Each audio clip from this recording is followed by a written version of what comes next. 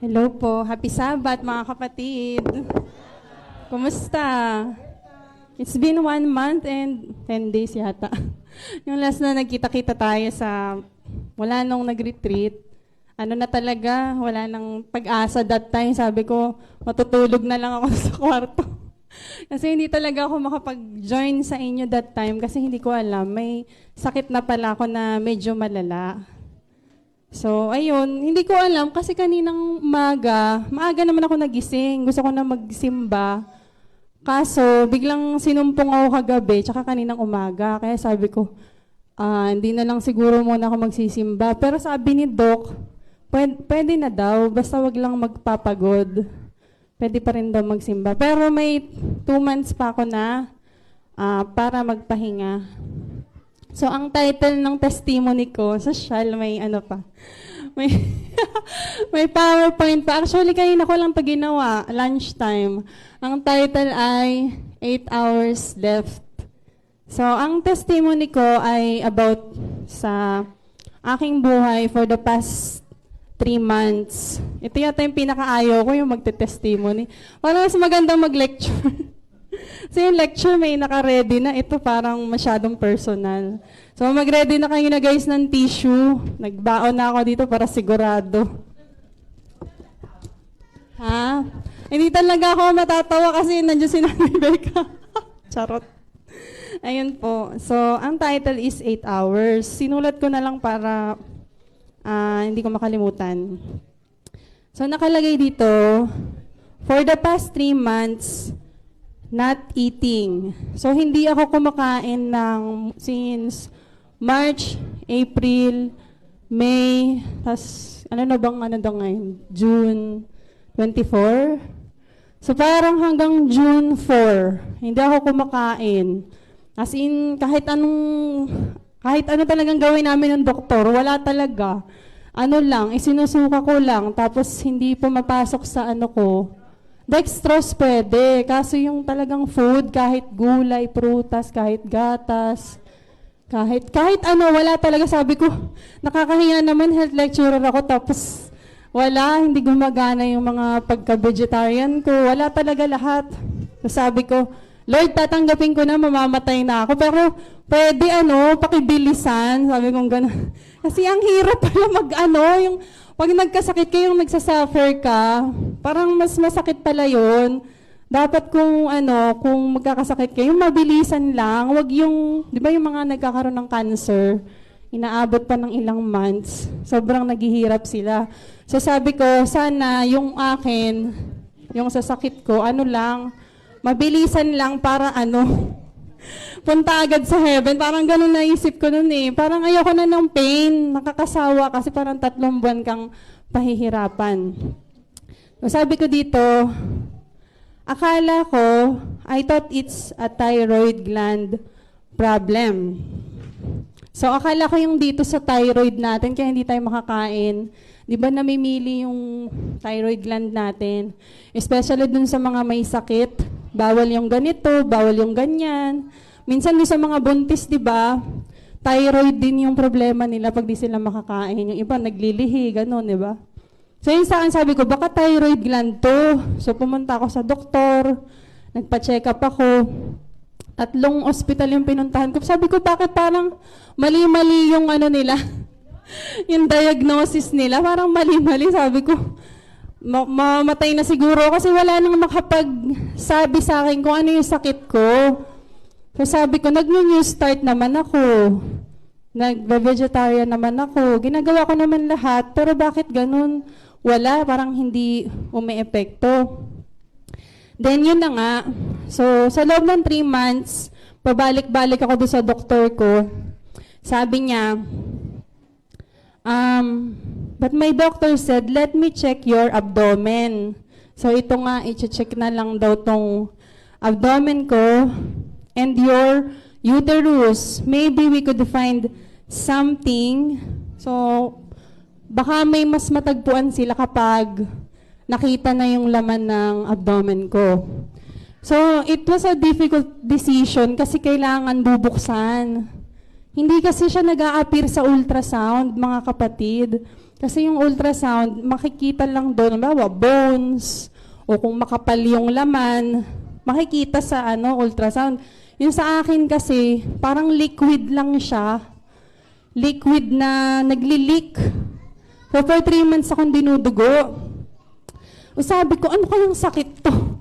Baka mamaya cancer na to, ganyan pa yung nasa isip ko. Kasi yung last na topic natin sa New Start, di ba about prevention of cancer. Di ba ganun din yung babae, yung pinakita ko sa inyo na video, na hindi niya alam, may cyst na siya, tapos habang tumatagal, palaki ng palaki, parami ng parami, naging cancer siya. Hindi siya madala sa herbal. Natural remedies, hindi na kaya. So ngayon, ang nangyari, nalaman ko na meron na nga talagang problema kasi yung mismong ultrasound na yung nagsasabi na nagli-leak na pero hindi makita kung ano daw yun. So nakalagay dito, it was leaking at lumalakas yung paglabas ng dugo hanggang sa manghina na ako. So naalala nyo nung retreat, sabi ko, nakakahiya naman ako sasama pero sumama ako. Pero hindi ko alam, nanghihina na pala ako that time. Kasi di ba ang tao, kailangan kumain para magkaroon ng energy. Ako, magti 3 months na sabi ko, Lord, ba't ganito? Wala talaga, hindi talaga pumapasok yung pagkain sa katawan ko. Laging inilalabas ko lang. Then, suddenly, I was in the emergency room. It was a 50-50 situation. Di ba yung mga dinadala sa emergency room? Wala na, kasi ang dami ng dugong lumabas sa akin. Tapos pagdating sa emergency room, hindi na rin alam ng mga nurse kung ano yung gagawin kasi wala pa yung doktor eh. And since nakapag-aral ako ng nursing, alam ko yung tamang BP. Diba, ang pinag-aralan natin last time, 120/80, ang blood pressure ng normal ng mga tao. Yung sa akin, 70/50 na. So, 50-50. Malapit na ako mamatay. 50-50 na talaga. So, nagtitigan na lang kami ng nurse. Parang sabi niya, bahala na po ma'am. Lahat na ginawa niya, nilagyan niya akong dextrose, tapos may mga ini-inject na kung ano-ano na sa katawan ko. Ako naman, sumisigaw na ako sa sobrang sakit. Alam niyo yung, pag narinig niyo yung anak niyo na, tawag dito, pag nasaktan or something, napilayan or something, ganun yung sigaw. Yung talagang sobrang lakas, tapos sabi ng buong emergency room sa akin, ano nangyayari dun sa babae? Kasi kahit anong ibigay naming gamot, hindi tumatalab sa kanya. Yung kahit anong pain reliever, wala talaga kasi dinala sa tablet. Hindi ko talaga kaya. Tapos binigyan ako ng injection na, hindi pa rin tumatalab. 1 hour na, sumisigaw pa rin ako. Sabi ko, Lord, kunin mo na ako kasi hindi ko na talaga kaya. Sabi ko, ganon. Kasi sobrang sakit talaga, mga kapatid. Para kang kinakatay ng buhay. Parang ganon yung pakiramdam ko. Tapos, sabi ko, God, hindi ko na kaya, hinang-hina na ako, di na ako makahinga. Kasi syempre, 50-50 na. Wala na akong lakas, sabi ko. Kung mamamatay ako, wag mo na ako pahirapan.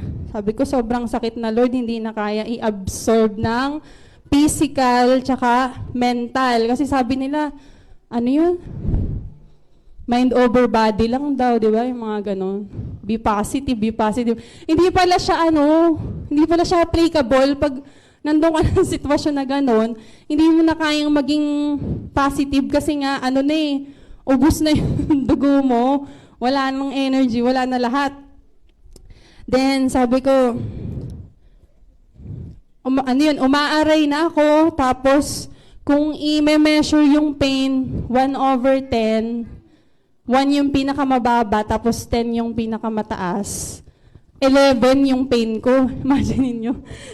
Kasi tinanong ko ng doktor, sabi niya, ma'am, ano ba ang pain mo? Pinakamataas yung 10. Sabi ko, 11, Dok. Hindi na talaga kaya. Tapos sabi niya, oo nga, sobrang sakit na nga niyan. Kailangan na natin gumawa ng paraan. Tapos humihiyaw na ako sa sakit. Sa sasakyan pa lang. Yung time na yon, humihiyaw na ako. Bawat lubak ng dadaanan ng sasakyan, lalong mas masakit yung aray, ganun. Tapos yun, sumisigaw ako, walang katapusan. Tapos nagpe-pray ako. Ang prayer ko that time, sabi ko, Lord, akala ko ba pag may mga servant ng Panginoon, hindi mo pababayaan? Ba't ngayon tinatawag ko yung pangalan mo? Bakit parang di mo ko naririnig? Parang gano'n na yung, talagang, di ba mga babae, emotional? Sabi ko, nabasa ko yung verse na yun eh. Sabi mo, just call on my name, then you will, help me. Ba't ngayon wala? Ganun talaga yung, yung sobrang pain ng, ng pakiramdam ko that time. Tapos, sabi ko, kung mamamatay ako, Lord, pakibilisan na po. Huwag niyo na akong pahirapan. Then, after an hour, umayos na yung BP ko. Tumaas na siya ng konti, naging 90/70. Hanggang maging normal na. Tapos yun, super nagpasalamat ako kay God. Then, akala ko tapos na, kasi nilagay na ako sa sa regular room. Inabot pa ako ng mga 2 days doon. Akala ko kasi, porque nawala na yung sakit, papauwiin na ako. Pero hindi na naman. Yung last night ko doon, na naman, sumumpong na naman. Kaya sabi ko, iba na talaga to. Kasi kung hindi to matutukoy ng doktor, ibig sabihin, katapusan ko na. Diba? Kasi wala namang ibang makakapagsolusyon ng sakit mo. Diba? Doktor lang or syempre si God. Diba? Kaso ginawa mo na lahat ng natural remedies, hindi nag-work eh. Tapos pumunta ka na rin ng doktor, hindi pa rin nag-work. Kaya sabi ko, wala na, tatanggapin ko na, hanggang dito na lang. Tapos yun, after 2 days, 2 araw, nag-announce na si Doc. Sabi niya, kailangan mo ng operahan. Kailangan buksan natin yung tiyan mo para makita natin kung what was wrong, kung ano yung mali dyan. Kasi, ginawa na natin lahat, wala pa rin eh. Lahat na ng gamot binigay, wala pa rin eh. Naglilik pa rin yung dugo. So you only have, kaya ito yung title ko, you only have 8 hours left para mabuhay. So, kailangan mo na mag-decide bago matapos yung 8 hours. Di nagulat ako, sabi ko, bakit ganyan naman, Doc? Parang ang bilis naman yata nung nung decision mo. Sabi ko, hindi ba pwedeng may second thought ka? Baka na may iba pang opinion, magpapa-second opinion ako. Kaso wala ng time kasi gabi. Ang hirap na maghanap ng iba pang ospital. So sabi ko, sabi ni Doc, if hindi ka maoperahan, maaring ikamatay mo na kasi mauubusan ka na ng dugo. Kaya sabi ko, wala na po bang ibang options, Doc? Baka naman pwedeng madala pa sa gamot, tunawin na lang yung kung ano yung cyst dyan or whatever. Baka may kayo, ang tawag doon, laser. Baka pwede i-laser na lang. Wag naman yung ooperahan kasi sa totoo lang mga kapatid, takot ako sa kutsilyo, sa itak, sa anything na mabubuksan yung mo. Sa totoo lang, hindi ko kayang pumatay ng langgam, mga kapatid. Yung magkatay ng manok sa probinsya, ang tinitingnan ko yung lola ko nagkakatay, ako nanonood lang. Ay, hindi ko kaya talaga, sabi ko. Tapos ako uoperahan, sabi kong ganon. Parang hindi against my will, and hindi ko siya in-imagine in my whole life, sabi kong ganon. Tapos sabi ni Doc, wala ka ng ibang choice. Yun lang operation ang paraan para makita ang problem sa loob ng abdomen mo o ng matres mo. Baka tanggalin natin yung fallopian tube mo at yung ovary mo. Kasi malaki na talaga yung cyst. Ang tawag pala dun yung endometriatic cyst. Para sa akin, para siyang tridor na sakit eh. Bigla na lang daw siyang lumilitaw suddenly. Hindi siya based on dahil mahilig kang kumain ng chichirya. Kasi ako hindi ako kumakain ng chichirya. Hindi ako umiinom, hindi ako nag-yosi, vegetarian din ako. Kaya sabi ko, saan nanggaling yun? Saan, ano siya, lupalop